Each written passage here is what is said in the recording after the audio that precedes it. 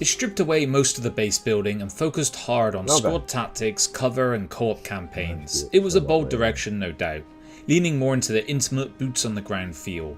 For some fans, it's a masterpiece. For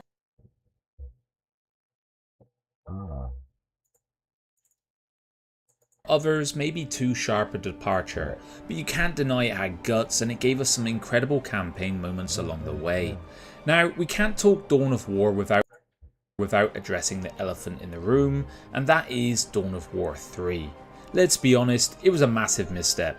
Everything that could go wrong did. The gameplay ended up with this kind of weird, strange MOBA RTS hybrid that pleased absolutely nobody. The plot felt like generic Warhammer fanfiction, the campaign forced you to juggle all three factions instead of really owning any of them, and the characters, well, they had the depth of a puddle on a hot day. It's a chapter most of us want to forget. But here's the thing, fans have always known what they wanted, and that is the grim dark spectacle of Dawn of War 1 expanded or modernised. Bigger battles, more brutal violence and a proper sense of scale and immersion. That's what people have been waiting for, and after spending some time with the alpha build, I can tell you it feels like those hopes are finally going to be delivered, and in spades. So let's dive into some details into exactly how it plays. So let's talk about the version of the game I played, because this is where Dawn of War 4 told me what it's going to be all about. I jumped in as the playable faction, which was the Space Marines, facing down orcs and necrons with a light assist from the Imperial Guard. What begins as a straightforward one-on-one against the orcs soon sprawled into a glorious violent three-way melee.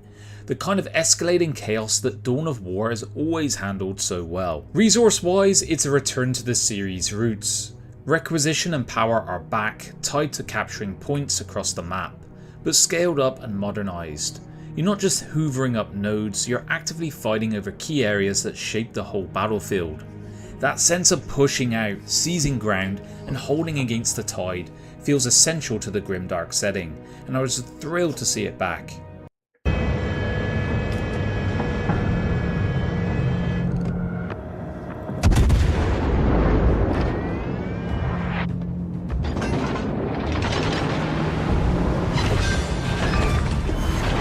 We've destroyed an enemy cruiser.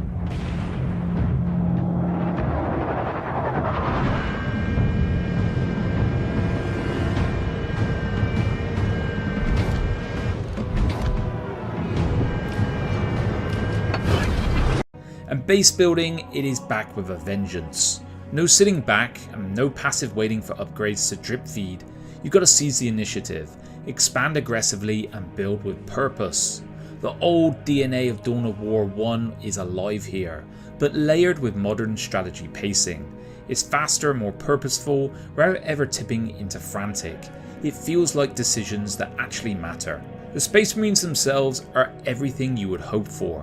Fewer units compared to the Orcs' endless green tide, but incredibly hard-hitting and highly customizable. There is nothing quite like swapping out your boulders for flamers to torch a horde, or slapping on a las cannon onto a turret and watching enemy armor melt. And when the dreadnoughts arrive, it is spectacular. They just reap havoc, tearing into anything foolish enough to stand in their way. Paired that with some Terminators kitted out just right, and you've got the iconic hammer blow power fantasy that only Warhammer 40k can deliver. Across several runs of the scenario, I found myself refining my approach, focusing on my unit choice, experimenting with upgrades, finding just the right time to push. It's that perfect blend of tactical weight and satisfying impact. Combat, I gotta say, it feels immense. Every clash hits hard, every victory feels earned, and there were moments when I had to sit back and just smile because it was Dawn of War exactly as I remembered it, but bigger, louder, sharper, and brought into the modern world. The more I played, the more I realised this wasn't just a nostalgia play. Dawn of War 4 is pulling forward the best bits of the series and adding modern layers that really work. Cover is here again, and it's meaningful.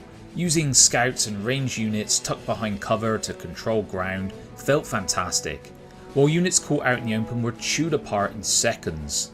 It really rewarded smart positioning and gave battles that tactical ebb and flow. Something really cool I connected with was the retreat command. Honestly, they're a lifesaver.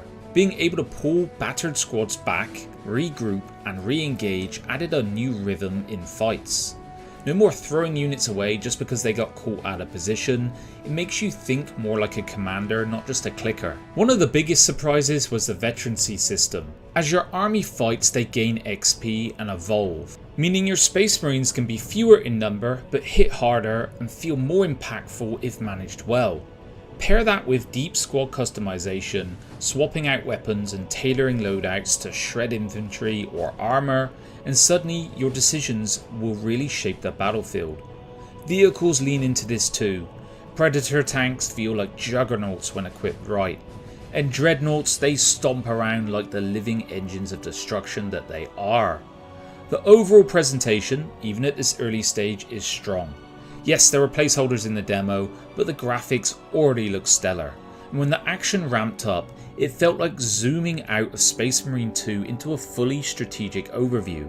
Cinematic spectacle and tactical grit working hand in hand. From dreadnoughts hammering Necron warriors into scrap, to tanks blasting orc mobs into red mist, it really captured that Warhammer 40,000 brutality in a way that felt both fresh and authentic.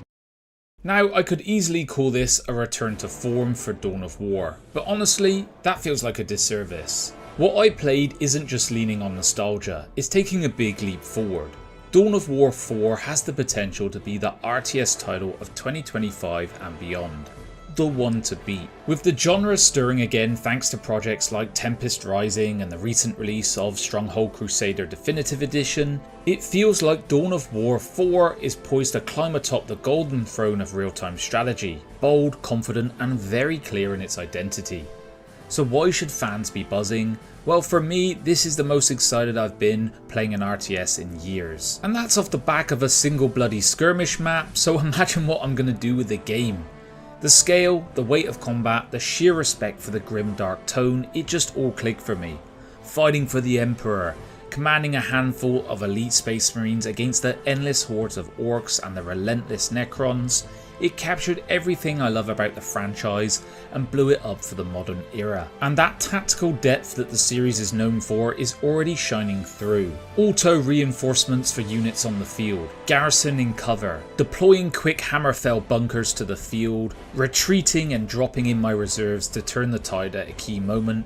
Each battle had options, layers and meaningful decisions. If we combine that with full campaigns, multiple races and the complete Warhammer 40k treatment, and honestly we could be cooking with something truly special here. So drawing all this together for you LT gamers, I gotta say this was the most fun I've had with an RTS in years. The weighty feel of combat to the sheer brutality of the grimdark setting, and yeah, those nostalgia feels as well. Dawn of War 4 reminded me why I fell in love with the franchise in the first place, and if this is what a single skirmish match can deliver for me, I can only imagine how good the full campaign and the whole shebang with a wider roster of factions is gonna be. And that's just my take. I want to know what you guys think. Does this sound like the Dawn of War you've been waiting for all these years? Drop your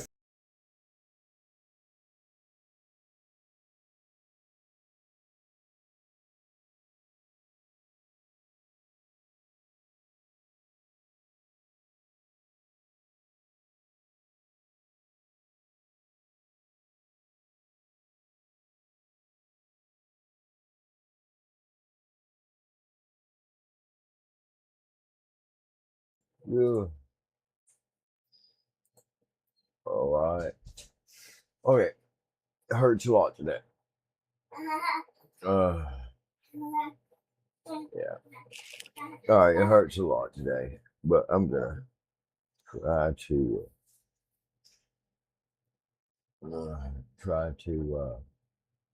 get this ready and have a little service here and show the kids a few things. But until then, we'll play some Twister. Yeah, probably.